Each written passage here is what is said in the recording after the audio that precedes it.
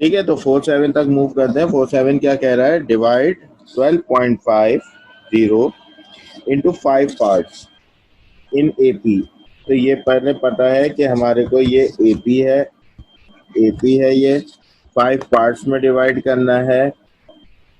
तो such that the first part and the last part are in the ratio of 2:3, और first part और last part का जो ratio हो वो 2:3। तो हम 4.27 5 पार्ट्स में 12.5 को डिवाइड करना है। ठीक है, देखिए भाई,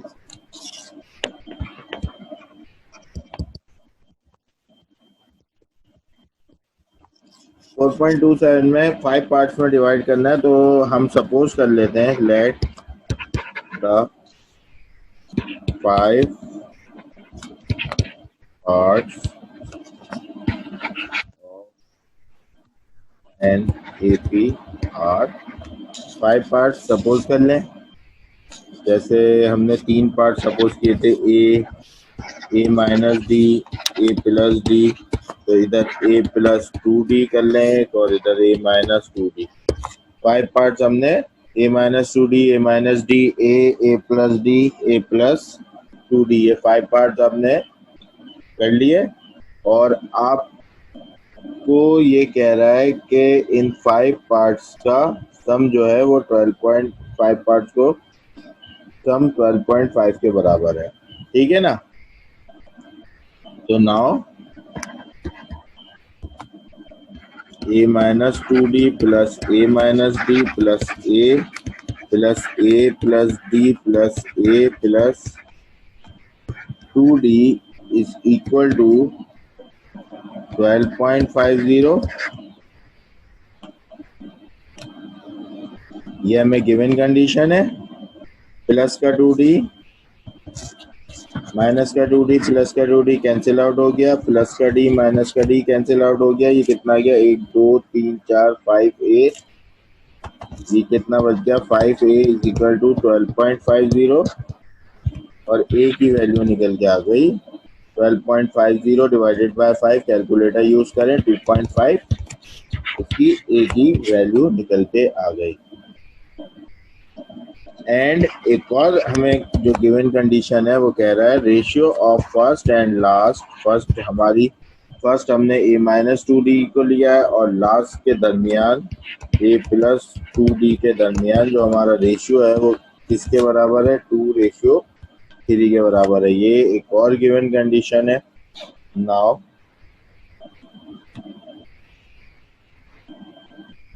तो रेशियो जिन दो नंबर के दरमियान में रेशियो होता है, हम उसको इस तरह लिख सकते हैं, -2d divided by a plus 2d is equal to 2/3।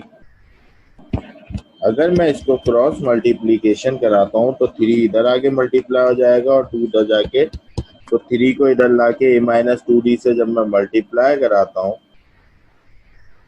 पहले मैं वैल्यूज पुट कर देता हूँ। a की value 2.5 minus 2d multiply by 3 is equal to 2 multiply by a की जगह 2.5 प्लस 2d। a की वैल्यू पुट कर दी इसके अंदर। Now 3 multiply by 2.5 7.5 minus 6d is equal to 5 plus 4d, और 6d माइनस 10d इस तरफ लेके आऊंगा, 10d उधर आ जाएगा 2.5, और d की वैल्यू निकाल लेंगे। तो d को एक तरफ कर लेंगे, तो 7.5 minus 5 is equal to 6, minus का 6d आ जाएगा प्लस 6d प्लस 4d, ये 10d हो गया, ये 2.5 हो गया। 2.5 डिवाइडेड बाय 10, d की वैल्यू आ गई। d किसके बराबर आ गया, 0.25। नाउ d भी फाइंड आउट हो गया, a भी फाइंड आउट हो गया। देयरफॉर द नंबर्स आर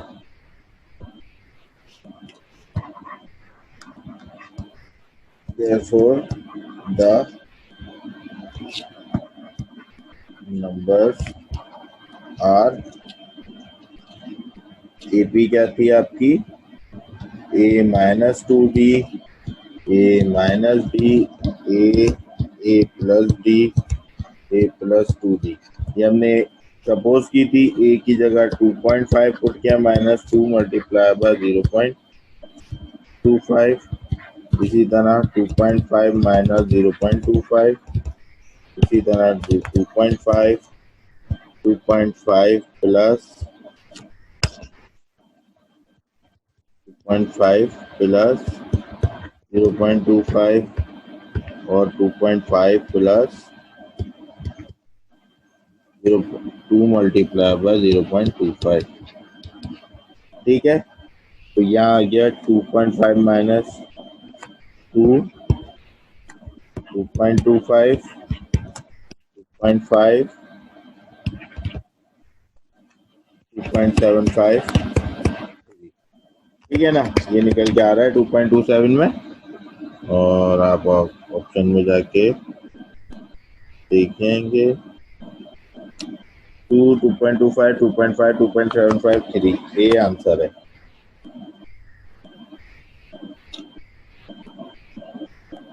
ठीक है भाई, 4.27 क्लियर है भाई। 4.28 की तरफ जाता है।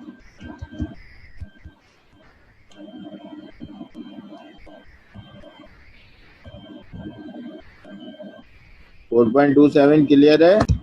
तो P eight term of N A P P eight term of N A P 1 upon Q और Q eight term 1 upon P, the sum of P Q term मालूम करना है। ठीक है ना, तो हम ये मालूम करते हैं भाई। सोल्यूशन 4.28। तो the P eight term of N A P given था, पी एट टर्म का मतलब टी पी गिवन था 1 अपॉन क्यू। और हमें दूसरी चीज क्या गिवन थी, दूसरी चीज मुझे गिवन थी Q eight term is equal to 1 upon P. ये दो चीजें गिवन थी। पी एट टर्म का मतलब हो गया टी एन, जब वी नो, हमें पता है टी एन का फार्मूला क्या होता है, a plus n minus 1 into D.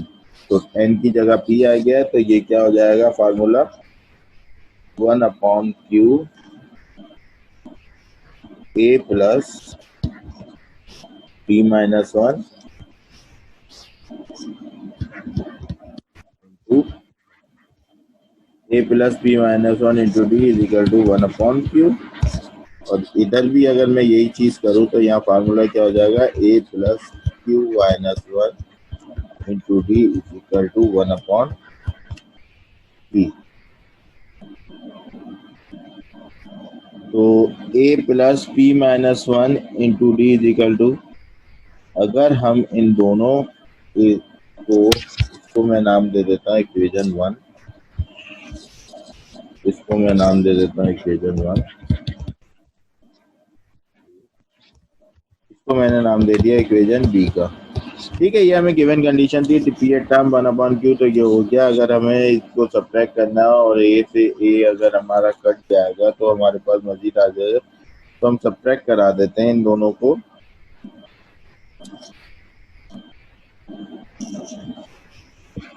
Subtract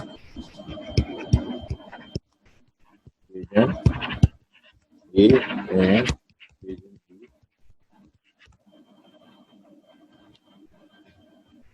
तो जब मैं इसको सब्ट्रैक्ट कराने गया तो इधर मैंने, इधर क्या है, a plus t d minus D,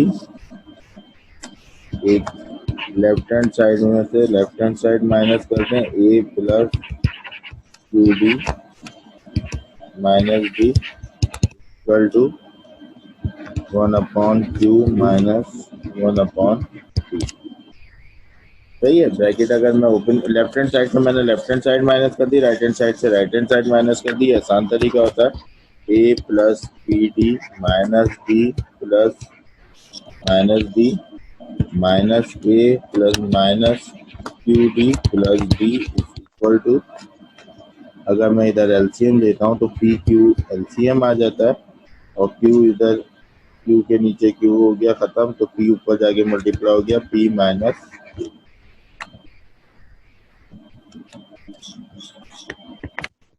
इधर जो चीज कट रही है उसे काट दे। इधर आपका positive D negative D eliminate हो गया, पॉजिटिव ए नेगेटिव ए एलिमिनेट हो गया, और यहाँ क्या बच गया, अगर हम देखें तो इधर बचता है P D minus Q D equal to P minus Q upon P Q. अगर मैं डी को कॉमन ले लेता हूँ तो ये बचता है p minus q is equal to P minus Q upon P q. ये मल्टीप्लाई हो रहा है, उधर जाके डिवाइड होगा, तो ये दोनों इधर ही कट गए, तो डी की वैल्यू हमारे पास आ गई। ये दोनों कट गए, डी बराबर आ गया 1 पी क्यू के। क्लियर है भाई? ये इधर मल्टीप्लाई हो रहा था, उधर जाके डिवाइड आता, ऊपर नीचे कट जाता। तो इस तरीके से हमने डी की वैल्यू फाइंड आउट कर ली। किसी भी इक्वेशन में डी की वैल्यू को पुट कर दें, मैं इक्वेशन 1 में पुट कर देता हूँ, put the value of d in equation a. Equation a जो मैंने बनाई थी उसके अंदर पुट कर देता हूँ। इक्वेशन ए क्या थी मेरी, a plus p minus 1 into d equal to 1/q। तो ये becomes a plus p minus 1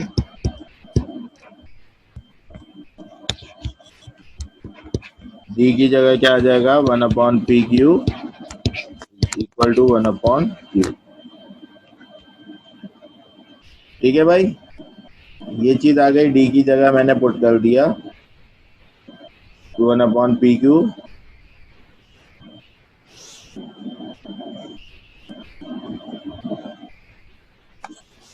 ए की वैल्यू निकल जाएगी यहाँ से, सब चीजों को ये मल्टीप्लाई हुआ P minus 1 upon P q, ये प्लस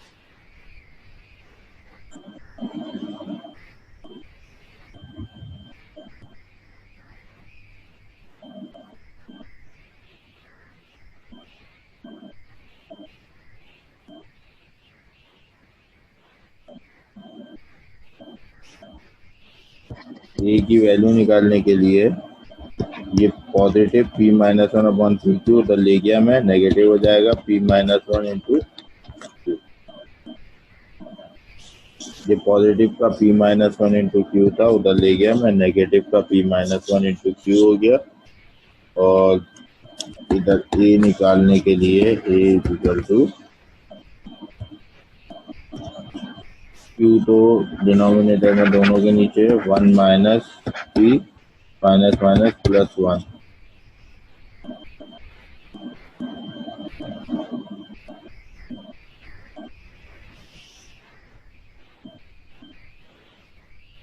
यहाँ पी क्यू है, तो एलसीएम आ गया पी क्यू, क्यू से क्यू खत्म, इधर आ गया p, p minus p plus 1 upon P q is equal to a. और ए की वैल्यू नाउ, ए की वैल्यू एट लास्ट क्या निकल के आ गई, प्लस का पी माइनस का पी एलिमिनेट हो गया, ए भी निकल के आ गया 1/pq। अब हमारे पास ए की वैल्यू भी है, डी की वैल्यू भी है। नाउ हमें तो सम ऑफ पी क्यू मालूम करना था, ये ए और डी की वैल्यू निकाल ली।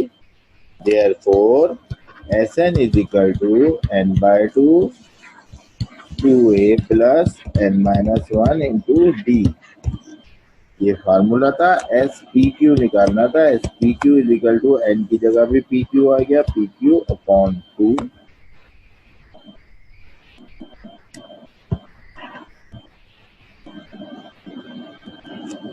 2a की जगह 1/pq आ गया, प्लस एन की जगह P Q minus 1 upon D की जगह भी 1 upon P Q values put कर दी।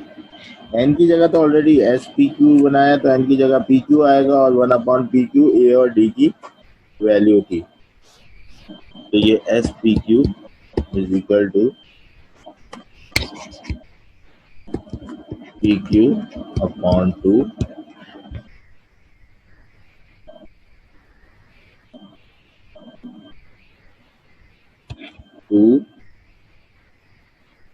Plus p q 2 plus p q -1 divided by p q. ठीक है ना, ये p q both side denominator में और 2 प्लस पी क्यू प्लस -1।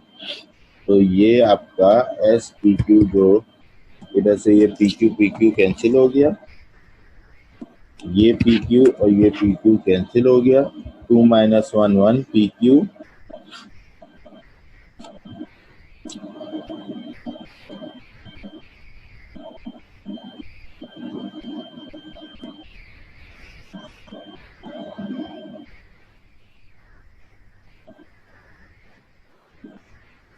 ये बच गया आपका पी क्यू 2 - 1 प्लस का divided by 2 S p Q plus 1 divided bye 2। ठीक है भाई, ये एस पी क्यू आ रहा है। ऑप्शन में जाके देखते हैं ऑप्शन में क्या है हमारे पास।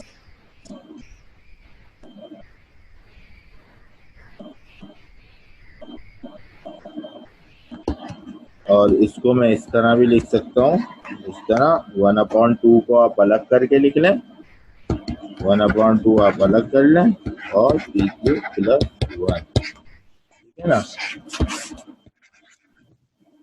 अब अगर ऑप्शन में देखें तो अल्फा की कंडीशन जो है वो यही है, तो 1/2 पी क्यू प्लस 1 अल्फा इसका आंसर आ रहा है। ठीक है ना, हाँ भाई क्लियर है ये वाला क्वेश्चन। बाकी 4 9 सबने कर लिया, 3 ये हो गया आप लोगों से। नेक्स्ट जो आपने पूछा था वो आप लोगों ने 3 3 पूछा है, तो ये भी हो गया, ये भी हो गया। सही है, 3 3 की तरफ मूव करते हैं। तो 3 3 क्वेश्चन में क्या कह रहा है, 3 3 में आपके पास गया how many terms are there in the sequence. How many terms are there in the sequence? 1/128, 1/164, 1/32 and so on to। तो पहले ही पता चल रहा है ये जो आपको बहुत सीक्वेंस दी हुई है ये जीपी दी हुई है, देख के पता चल रहा है 28 आधा हो रहा है 64 फिर आधा हो रहा है 32। तो ये धीरे धीरे तो काफी आसान सवाल है। जीपी की आपको सीक्वेंस दी हुई है, ए आपको पता है 1/28 ए है, तो ये तो बहुत ही इजी सवाल था, ये पूछना अच्छी बात नहीं थी। और है ना आर, अगर है ना आर निकालेंगे तो आपको पता है आर निकालने के लिए आप कैसे जाएंगे, second term divided by first term. R find out करने के लिए आपने सेकंड टर्म को डिवाइड कर देंगे फर्स्ट टर्म से, तो second term divided by first term अगर आप करते हैं r is equal to second term divided by first term. तो 1/64 सेकंड टर्म है, 1/64 डिवाइडेड बाय 1/128 जो 1/128, तो 1/64 मल्टीप्लाई बाय 128 अपॉन 164, 1 दा 64, 64 आर की वैल्यू आ गई 2। यहाँ आर भी पता चल गया, ए भी पता चल गया, एन मालूम करना है और आपके पास लास्ट टर्म भी दी हुई है। लास्ट टर्म कितनी है 64, लास्ट टर्म भी गिवन है। आप सिंपल फार्मूला यूज करेंगे इस सवाल में, t n is equal to last term भी आपको पता है a r n -1, last term 64 is equal to a 1/128 r 2 की वैल्यू n-1।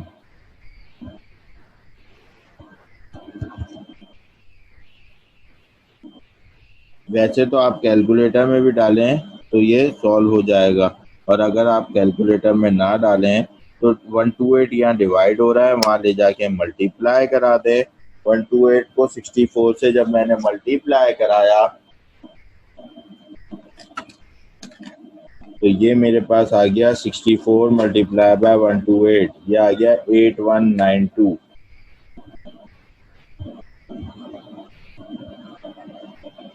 या आप इसको इस तरह भी लिख सकते हैं, जैसे कि मैं मज़ीद लिखता हूँ कि ये आ गया, ये आपके पास आ रहा था 64 multiply by 128 is equal to 2n-1। और 64 आपको पता है 2 की पावर किसके बराबर होती है, 2 की पावर 6 64 के बराबर होती है, और 2 की पावर 7, और ये 2n-1 base same power add हो गई 6 प्लस, तो ये हो गई 2 की power 13 is equal to n-1। तो n-1 13 को आप लिख लो 14-1, तो यहाँ ये बन के आ गया 2 रेज टू द पावर 13 को लिख सकता हूँ 14-1 इज इक्वल टू 2n-1। तो n की वैल्यू क्या आ गई 14, या n की वैल्यू निकल के आ गई 3। सवाल क्लियर है भाई सबको?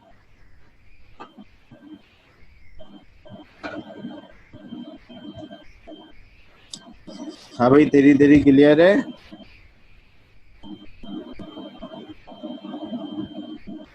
सही है। नेक्स्ट सवाल जो पूछा गया है वो है 3, 6, 3, 5, 3, 4, 3, 5 आप लोगों ने कर लिया। 3, 6, 3, 6 भी एक इजी सा सवाल है। 3, 6 में भी कुछ नहीं है, the sum of the infinite series.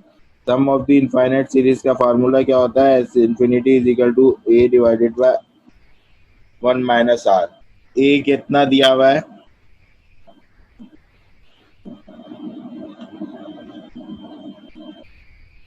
2 दिया हुआ है a।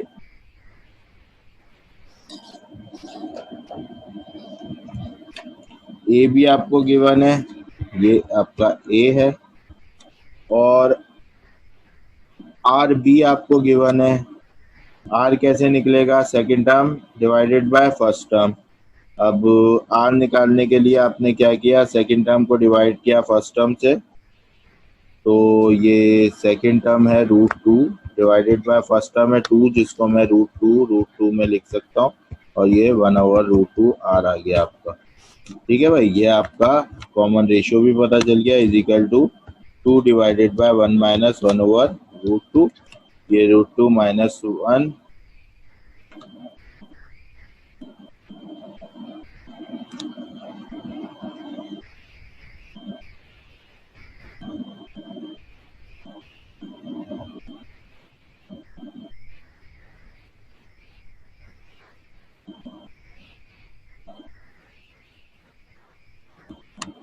ये भी वो काफी इजी सा सवाल है, इसको साइमल्टेनियसली सॉल्व करा आपने, क्या हो गया √2, 2 divided bye √2 minus 1 divided bye √2।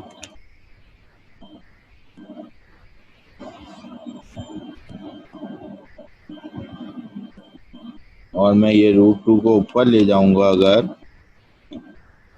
तो ये √2 को मैं ऊपर ले जाता हूँ, तो ये 2√2 divided by √2 minus 1, 2√2 divided by √2 minus 1।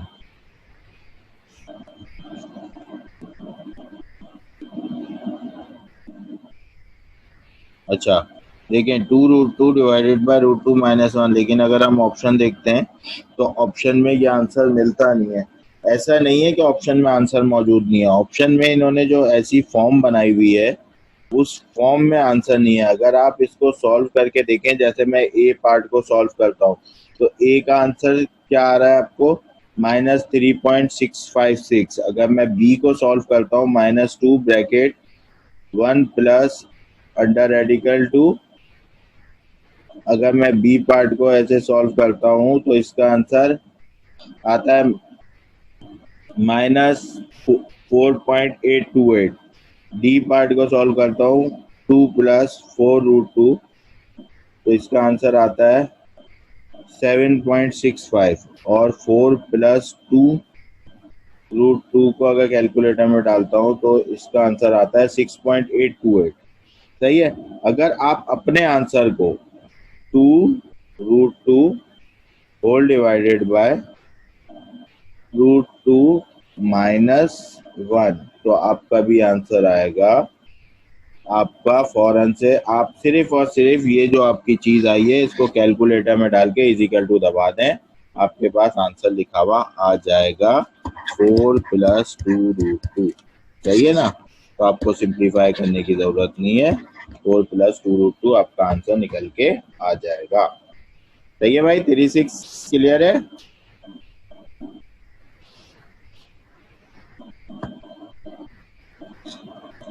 ठीक है भाई, ये तो आपका क्वेश्चन बैंक क्लियर हो गया। बेटा ये पूरी चीज सिंप्लीफाई हुई है, आप कैलकुलेटर में तो डालो। मैं कह रहा हूँ ये पूरी 2√2 डिवाइडेड बाय √2 -1 कैलकुलेटर में डाल के इजिकल टू दबाओ, कैलकुलेटर खुद कर देगा बेटा इसको सिंप्लीफिकेशन। इसकी सिंप्लीफिकेशन